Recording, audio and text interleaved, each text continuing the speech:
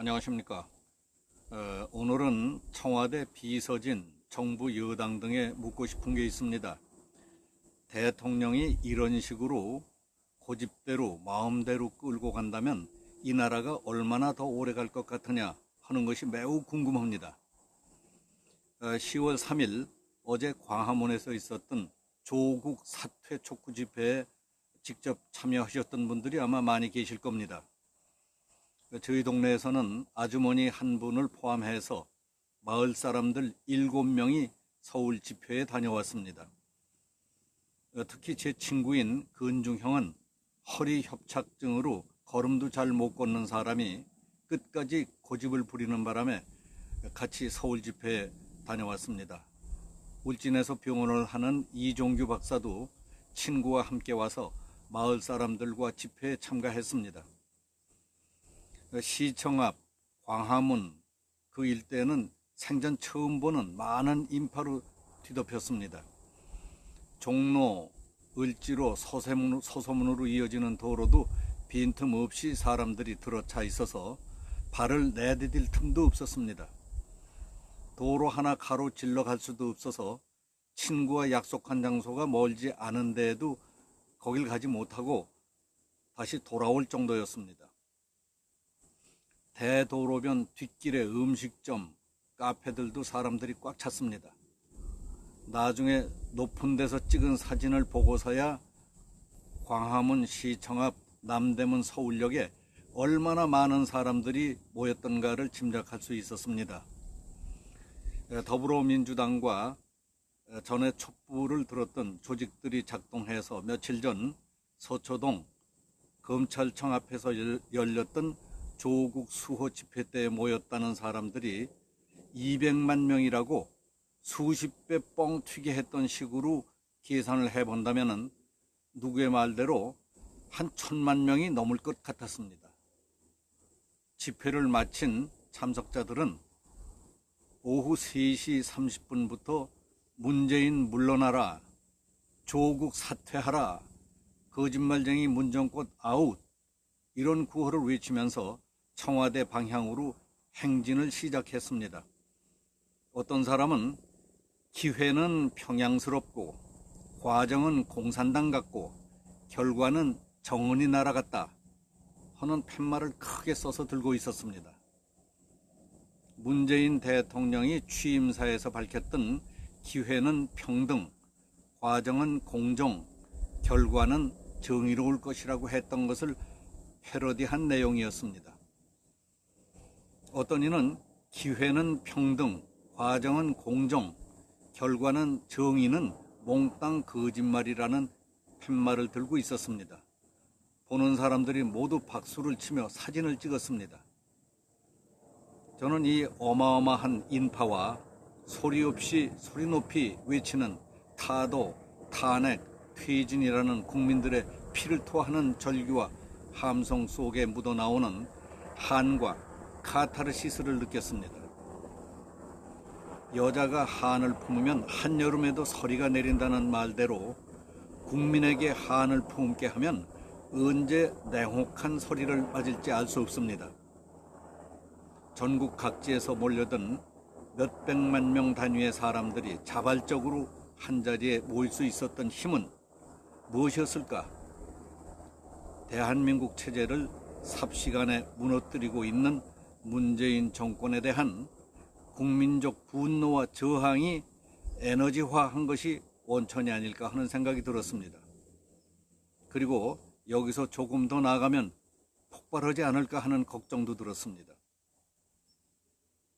문재인 대통령도 조국도 주변을 둘러싸고 있으면서 눈치나 살피고 비위나 맞추려는 자들의 말만 있어서는 지금 안 됩니다. 늘 나를 기분 좋게 만들고 비율을 맞추면서 꼼짝없이 사람을 잡는 법도 있다는 사실을 알아야 합니다. 변장을 하고라도 직접 현장에 나가서 피를 토하는 원성과 뜨거운 열기, 그리고 하루가 다르게 심상치 않게 변해가는 이 분위기를 몸으로 직접 느끼고 확인해 봐야 한다고 믿습니다. 그것은 눈앞에 닥친 문제뿐만이 아니라 인생을 살아가는 과정에서 어느 누구에게서도 배울 수 없는 값진 교훈이 될 수도 있습니다. 집권 여당인 더불어민주당 대표는 대규모 집회 등 고약하게 휘몰아치는 분위기 변화와 관련해서 국가적 재난 상황에서 제1야당인 자유한국당은 정쟁을 위해 동원 집회를 하고 있다. 그러면서 성난 국민들의 함성과 원성을 정쟁에 동원된 것이라고 애써 깎아내렸습니다.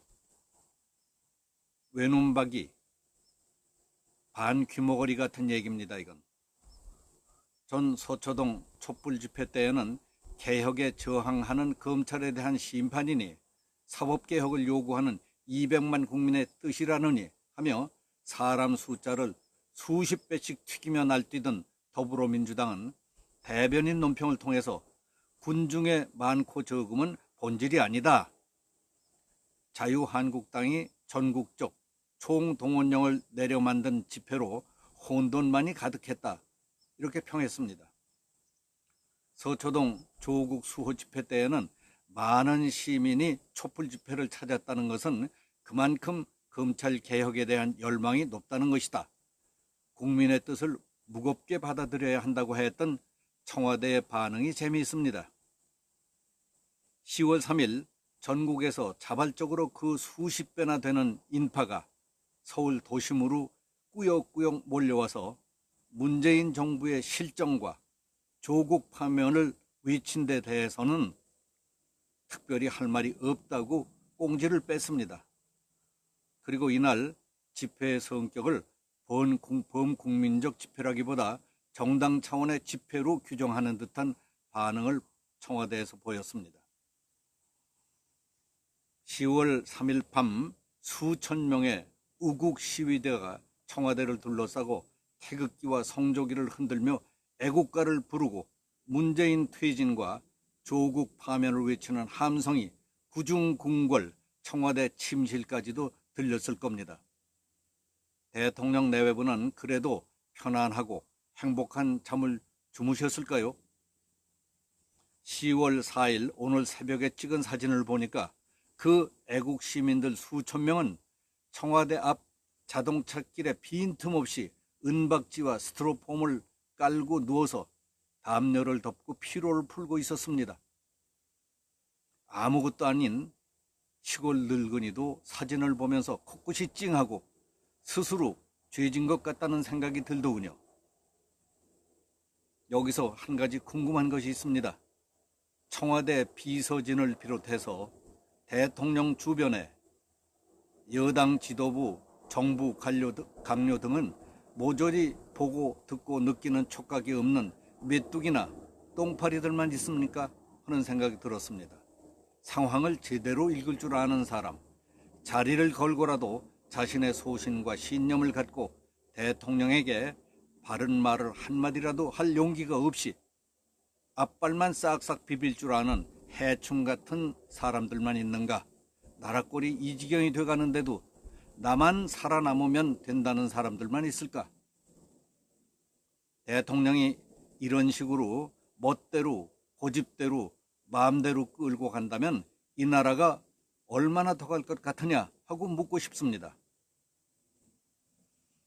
오늘은 여기서 마치겠습니다. 감사합니다.